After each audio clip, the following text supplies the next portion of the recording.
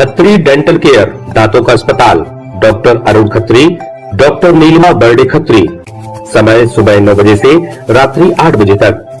सभी प्रकार के कॉस्मेटिक डेंटल ट्रीटमेंट उपलब्ध। हमारा पता Khatri dental care, union bank of India के बाजू से राय चौराहा, दम। हड्डी, फ्रैक्चर, जोड़ एवं रीढ़ की हड्डी रोग विशेषज्ञ एवं surgeon doctor Ravindra Chaurasia.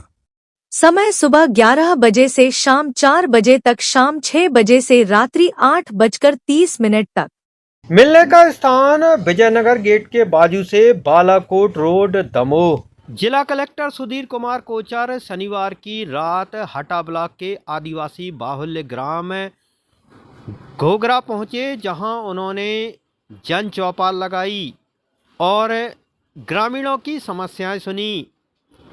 Collector Sudhir Kochhar ने ग्रामीणों के साथ संवाद कर शासन की विभिन्न योजनाओं के लाभ मिलने न मिलने की जानकारी ली। ग्रामीणों ने कलेक्टर को अपनी समस्याएं बताई, जिस पर कई समस्याओं का निराकरण जिलाधीश ने मौके पर करते हुए विभाग प्रमुखों को निर्देश दिए। साथ ही यहां लोगों के आधार, समग्र आयुष्मान कार्ड, किसान सम्मान निधि, पीएम आवास और राजस्व विभाग आदि से जुड़ी समस्याओं के निराकरण करने शिविर लगाने के निर्देश जिला कलेक्टर द्वारा दिए गए। यहां मौजूद ग्रामीणों ने ग्राम पंचायत चौरैया के पाटन कलकुआ में अधूरे आंगनवाड़ी केंद्र सहित भूरखेड़ा गांव के स्कूल का नाम कारीबेरा के नाम से होने सहित कई मांगे भी जिलाधीश के सामने रखी।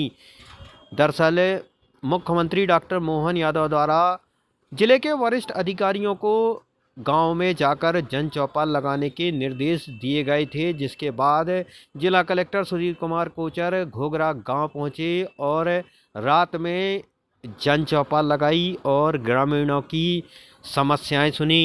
ये साइकिल कारीगरा वाले बच्चों को मिलना चाहिए, वो मिलना ही भूल गया, क्योंकि वो गांव के स्कूल में भूल गया कि इनके बच्चे आ रहे हैं पैदल। अरे तो जब स्कूल का सब कोई हर जगह से कि बच्चों के माँ बाप बच्चों को सुई नहीं लगाने देते, क्योंकि उनको लगता है कि वो बुखार आ जाएगा, बच्चे को कुछ हो जाएगा। तो अभी यहाँ पर क्या हुआ था कि कई जगहों पर, अब ये बताइए मुझे कि किसी के बच्चों को लाल दाने आ रहे हैं कि शरीर बुखार आ रहा है, लाल दाने आ रहे हैं, ऐसी कोई शिकायत है कहीं पे? सूची में नहीं जुड़ पाए हैं, छूट गए थे, उसमें उन समस्त परिवारों का सर्वे करके, सर्वे ऑनलाइन होगा, मोबाइल ऐप के माध्यम से आपके घर जाके संबंधित पंचायत के अधिकारी या कर्मचारी जो भी रहेंगे वो करेंगे और घर घर जाके जियो टैग फोटो अपलोड होगी। वह घर पे ही आपके समस्त जानकारी मोबाइल ऐप के माध्यम से भरी जाएगी। वहीं पे आपको अपना प्रस्तावित निर्माण का स्थल बताना होगा और हमको सीधे अपने डॉक्यूमेंट्स लाके यहाँ पे बताएंगे तो हम उसको सीधा सीधा समाधान आपका कर देंगे। तो प्रधानमंत्री किसान सम्मान निधि या फिर आपका कोई फौती नामांतरण जो नहीं हो पा रहा है, या फिर कोई नक्शा है जो नक्शे में बटांकन नहीं हो पा रहा है, इस प्रकार का पूरा हमारा 1 महीने का अभियान है।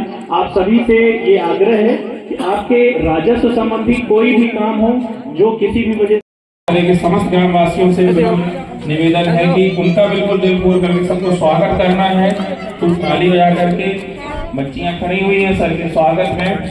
आज हम सभी लोग ग्राम घोघरा में आदरणीय कलेक्टर महोदय का स्वागत करते हैं। आदरणीय कलेक्टर महोदय हमारे भी में आ चुके हैं, जिनका हम सभी लोग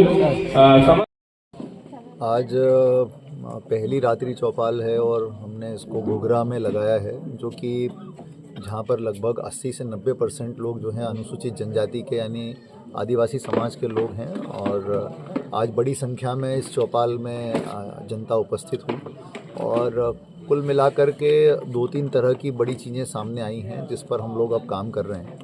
पहला तो ये देखने में आया कि कई सारी सरकार की हितग्राही मूलक योजनाओं का लाभ लोगों को इसलिए नहीं मिल पाता है क्योंकि उनके पास सही दस्तावेज नहीं है। तो जो सबसे पहला इम्पॉर्टेंट दस्तावेज है, यदि उनके पास जाति प्रमाण पत्र ही हो तो जाति प्रमाण पत्र से ही उनको कई सारे फ़ायदे जैसे राशन वगैरह सब मिलने लगता है। तो हम ये प्रयास कर रहे हैं कि अगले कुछ दिनों के अंदर हम बड़े पैमाने पे इसमें शिविर लगाएंगे ताकि जाति प्रमाण पत्र जो पात्र लोग हैं उनके सबके बन जाएं। दूसरा, सबके समग्र और आधार ये कई बार ऐसा होता है कि समग्र और आधार की लिंकिंग नहीं है, आधार और मोबाइल नंबर की लिंकिंग नहीं है, KYC नहीं हुआ है।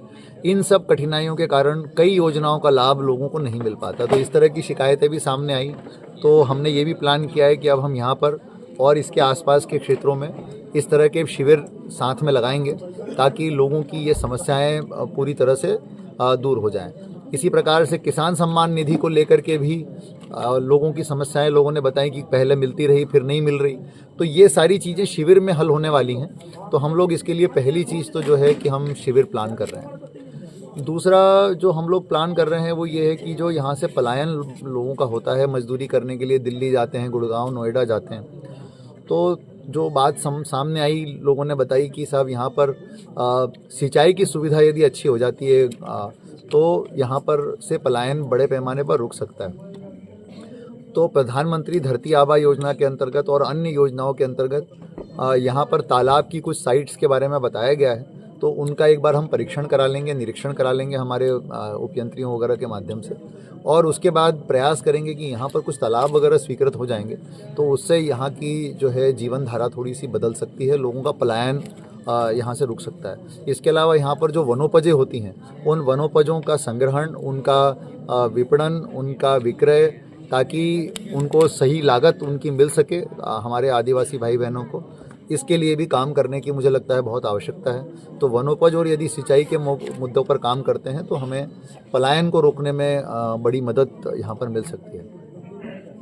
इसके अलावा लोगों ने सामान्य जो चीज़ें, हाँ एक चीज़ और इम्पॉर्टेंट है, जो आंगनवाड़ी भवन और स्कूल भवन यहाँ पर बहुत लंबे समय से जो है अधूरे पड़े हुए हैं, और उसके पीछे ये भी बात सामने आई है कि कई प्रकार की अनियमितताओं के भी लोगों ने आरोप लगाए हैं। तो ये बहुत ही गंभीर इशू है और इस पर मैंने जांच के लिए निर्देश दिए हैं और मैंने कहा है कि ये यदि जिन लोगों ने इसमें गड़बड़ियां की हैं उनके खिलाफ सख्त कार्रवाई होनी चाहिए, और यदि पुलिस कार्रवाई करना पड़े तो